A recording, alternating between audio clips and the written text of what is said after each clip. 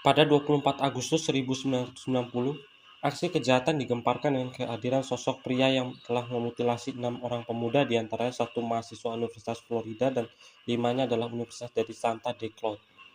Kejadian ini benar-benar mengerikan, di mana Dani yang dengan psikopat memutilasi 6 orang itu lalu merekamnya dan menyebarkannya ke media sosial.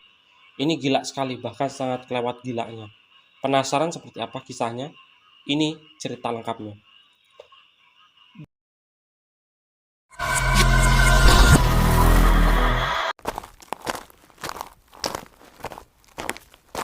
Danny Harold Rowling merupakan putra kedua dan putra bungsu dari James Harold Rowling dan seorang ibu yang bernama Claudia Beatrice. Sebenarnya mungkin Danny atau Daniel kurang begitu disukai orang tuanya. Kelahirannya pada tanggal 26 Mei 1954 tentu kurang disambut baik oleh sang ayahnya. Mungkin karena sang ayah baru saja pulang dari Perang Korea pada tahun 1951, di mana ayahnya bekerja sebagai tentara sukarela barulah yang setelah kembali ke Amerika Serikat. Menjadi pengangguran, tentu depresi pun tinggi, yang membuat Dani mengalami KDRT oleh sang ayah. James sendiri merupakan seorang ayah. Dani merupakan seorang prajurit Angkatan Laut dan pulang sempat menganggur, setelah itu bekerja lagi sebagai polisi di Shreveport. Saat Dani kecil, sang ayah kerap kali melakukan KDRT kepada ibunya. Dan bukan hanya itu, sang ayah juga kerap menyiksa Dani, seperti memaksa memakan kaset DVD, memaksa Dani memakan kotoran anjing. Apa itu bukan seorang ayah yang dirasa keterlaluan bagi anak-anaknya? Dan tak hanya itu saja, sang ayah kerap melukai ibunya dengan silat berulang kali. Namun Dani berusaha menangkasnya. Alhasil Dani diberondong oleh ayahnya ke kantor polisi. Dan pernah sekali, sang ayah kerap memukuli anjing milik Dani hingga anjing tersebut mati di pelukan Dani. Peristiwa ini memang menjadi trauma bagi Dani. Ini sang ibu sudah kerap kali masuk rumah sakit akibat ulah sebenarnya, yang menjadikan Dani sebagai anak pendendam, sampai menjadi pemicu balas dendam atas perbuatannya di kemudian hari. Yang ini menjadi kasus sebagai terbesar yang pernah terjadi di Amerika Serikat. Dani juga kerap kali sering kali menjadi bahan olok-olokan teman sekelasnya, yang membuatnya semakin mendam perasaan. Yang perasaan itu terus membara sampai akhirnya pecahlah suatu peristiwa. Dan ditambah lagi tampang Dani yang terkesan culun dibandingkan dengan anak-anak lain, ini tentu menjadi pemicu lainnya seringkali ditolak oleh wanita yang dia sukai. Dan hal ini juga kerap menyandingkan diri sebagai seorang misoginis. Namun sebelum kasus Gen Files pecah, sebetulnya Dani sudah ditangkap oleh pihak kepolisian Georgia dan Alabama akibat Dani mengintip wanita yang tengah mandi di sebuah rumah. Dan proses penahanannya hanya berlangsung sebentar, kurang lebih hanya sekitar 6 bulan. Karena Dani sendiri tidak melakukan hal apapun dan hanya sebatas mengintip. Namun dilaporkan oleh korban. Setelah itu Dani mendapatkan status buruk dari catatan kriminal yang membuatnya terbilang susah mendapatkan pekerjaan. Namun beruntung, masih bisa ditolerir dengan mendapatkan pekerjaan sebagai pelayan resto di Pancho di Bossier City, Louisiana.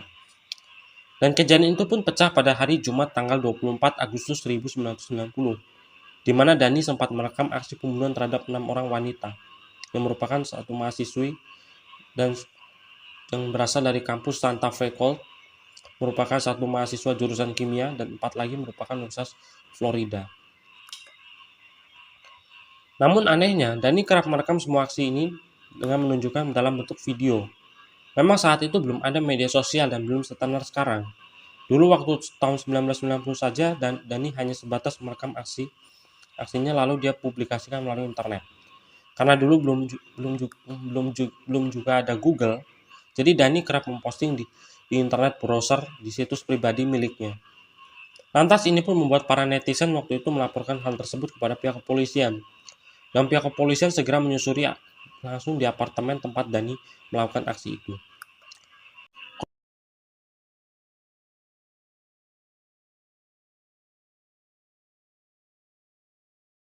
Kronologinya begini. Tepat pada hari Jumat, tanggal 24 Agustus sekitar setengah 9 pagi, Dani mencoba masuk ke apartemen yang ditempati oleh 2 mahasiswa baru jurusan kimia. Mereka berdua bernama Sonja Larson yang berusia 18 tahun, saat itu juga merupakan mahasiswa baru, dan juga ada Kristen Powell yang berusia 17 tahun, yang juga saat itu merupakan seorang mahasiswa baru juga. Dani yang melihat Powell tertidur di sofa lantai bawah, awalnya dia biarkan saja dulu, karena tujuan utama Dani adalah langsung pergi ke kamar tidur di lantai atas, tempat Larson yang tidur. Lalu di hari itu juga, dan detik itu juga, Dani langsung menghabisi nyawa Larson. Pada mulanya Dani menutup mulut Larson dengan lakban. Ini tujuannya agar Larson tidak berteriak saat Dani melakukan insidennya. Dan kemudian Dani menikam tepat ke badannya sampai mati dengan pisau berjenis kabar. Perlu diketahui jenis pisau ini adalah jenis pisau untuk potong buah yang punya lapisan tebal dan kalau untuk potong daging dirasanya bisa daging kecil yang ototnya nggak terlalu tebal dan itu mungkin bisa. Lalu Larson pun akhirnya mati setelah Dani menusuknya dan Larson sempat ingin menangkisnya namun gagal. Setelah Larson tewas, Dani pun kemudian turun ke lantai utama. Saat itu Powell juga tengah bangun dan curiga ada sesuatu yang aneh terjadi di lantai atas. Maka dari itu, Powell mencoba ke sana dan langsung disambut oleh Dani. Tanpa pikir panjang, Dani pun segera menutup mulut Powell dengan lakban, lalu mengikat kedua pergelangan tangannya di belakang punggung dan mengancamnya sambil menodong pisau. Lalu memotong pakaiannya dan Dani pun memperkosa Powell dengan memaksa terlungkup ke lantai, di mana dia membunuhnya dengan menusuknya pisau ke punggungnya sebanyak 5 kali. Setelah itu, Powell tewas. Dani pun kembali lagi ke lantai atas untuk memperkosa mayat Larson. Ini kalau dirasa bagian dari psikopat ya. Dia kerap kali memposisikan mayatnya tersebut dalam keadaan telanjang, di mana kerap konon habis mandi, dan menghilangkan jejak di apartemen tersebut. Keesokan harinya, pada hari Sabtu tanggal 25 Agustus jam 9:15, Dani masuk lagi ke apartemen mahasiswa kimia dan berencana menemui dengan Krista Holt, seorang mahasiswa kimia yang berusia 18 tahun dan tinggal tepat dekat Santa Fe Court. Lalu dalam keadaan sadar, Dani pun segera langsung mencongkel pintu kaca lalu menggeser. Sebelumnya dia tengah janjian dulu dengan Krista Holt dengan modus ingin tidur bersama. Namun sebelum ketemu, rupanya Krista Holt tidak ada di ruangan. Lantas dia menunggu di ruang tamu sampai Krista datang. Berlanjut pada pukul 11 pagi, Krista memasuki apartemen dan dikejutkan oleh Dani langsung menyambutnya dengan mencekik. Lalu setelah itu dia langsung menggunakan lakban untuk menutup mulutnya dan mengikat kedua pergelangan tangannya tepat pada belakang punggung dan membawanya ke kasur. Dengan kejam, Dani pun memotong pakaian dari badannya. Lalu dengan miris dia memperkosa Krista. Aksi ini dilakukan hal serupa seperti yang dilakukan Powell kemarin. Dia memaksa Krista dengan berbaring terlungkup di kasur dan menusuk langsung dari belakang. Sehingga ini membuat aorta Krista pecah. Krista yang sudah mati pun langsung Dani balikan badannya lalu mengiris perutnya dari tulang kemaluan sampai ke tulang dada Krista. Memang Dani benar-benar psikopat. Setelah Krista tewas, Dani mencari dompetnya ini. Mungkin dia ingin mencuri. Lalu karena tidak ada dan jengkel, lalu Dani memegang kepalanya, menempatkan badannya dalam posisi duduk di tepi kasur dan meletakkan kepalanya di rak menghadap mayat. Dani melakukan ini karena sebetulnya hanya ingin mengagetkan bagi siapapun yang menemukannya nanti di kamar ini. Aksi pembunuhan dengan modus tertidur ini bersama inilah yang menjadikan alasan utama bagi Dani untuk memulai kasus pembunuhan ini. Dan pada akhirnya kasus ini pun kerap mendapatkan perbincangan dari dunia masyarakat, namun juga dunia luas, terutama dunia mahasiswa. Khususnya mahasiswa perantau dan pada akhirnya banyak siswa untuk mengambil tindakan pencegahan ekstra, seperti mengubah aktivitas rutinitas di luar kampus dan kalau tidur, khususnya para wanita diminta untuk tidur bersama gengnya. Namun rupanya saran dan berita itu ternyata belum didengar sepenuhnya oleh seluruh mahasiswa. Salah satu kejadian ini terulang lagi pada Tracy Paules yang berusia 23 tahun, tinggal bersama teman sekamarnya bernama Manny Tabuada yang seumuran. Kejadian ini terjadi pada hari Senin tanggal 27 Agustus di mana Dani masuk ke apartemen mereka dengan membuka pintu kaca dengan digeser, lalu menggunakan alat yang sama seperti pembunuhan Krista kemarin. Lalu Dani melihat Tabuada yang tengah tertidur di salah satu kamar dan barulah memulai permainannya itu. Namun Tabuada tersadar hal itu sehingga mereka dapat sempat berkelahi. Suara keributan itu terdengar sampai ke kamar Paules. Paules pun langsung ke kamar Tabuada dan melihat insiden itu. Dengan sigap, Paules langsung menahan pintu dirinya di kamar tidurnya, tetapi Dani dan segenap tenaganya mampu menobrak pintu. Dan di situ pun tidak ada perlawanan sama sekali. Dani mengikat pergelangan tangan Paules, lalu memotong seluruh pakaiannya dan memperkosanya seperti Krista, di mana ditusuk di punggungnya berulang kali lalu berpose dengan aksi tersebut, sambil memegang kepala. Tabuada yang sudah mati dulu, artinya korban Dani sudah 5 orang selama ini, di mana kelima tersebut diantaranya 1 pria dan 4 wanita, yang semuanya merupakan seorang mahasiswa. Motif pembunuhan ini disebabkan karena Dani mengingat lagi sang ibu yang kerap disiksa oleh ayahnya dulu. Dani pun mencirikan beberapa gadis yang dia bunuh ini mirip dengan ibunya, mulai dari tubuhnya mungil, berambut hitam kecoklatan, berparas imut, dan bermata coklat yang mirip ibunya Dani. Peristiwa ini berhasil disorot oleh pihak kepolisian. Sebelumnya, pihak kepolisian kerap mengungkapkan seorang mahasiswa psikopat bernama Edward Lewis Humphrey yang memiliki penyakit mental dan ditangkap setelah pertengkaran fisik dengan neneknya dan ditahan selama 5 bulan. Namun pengadilan menolak upaya penyelidikan itu karena kasus ini tidak seberat kasus Dani. Alhasil polisi lah yang pada akhirnya menyatakan kalau Dani kerap dianggap tindakan ini merupakan aksi teror dan lebih berbahaya. Maka dari itu pihak kepolisian mulai melakukan aksi pengejaran terhadap Dani. Pada tanggal 4 November 1989 di Shreveport, satu tahun sebelum beredarnya berita pembunuhan mahasiswa di asrama, pihak kepolisian mencatat ada kesamaan antara pembunuhan di Gainesville dan pembunuhan terhadap Tom Gilson yang berusia 55 tahun, putrinya yang berusia 24 tahun bernama Julie, dan juga cucunya yang bernama Sean berusia 8 tahun. Keluarga tersebut kerap diteror pada malam hari, pada saat mereka tengah menjamu makan malam bersama, dan semua mayatnya pun dimutilasi dan kepalanya dipenggal.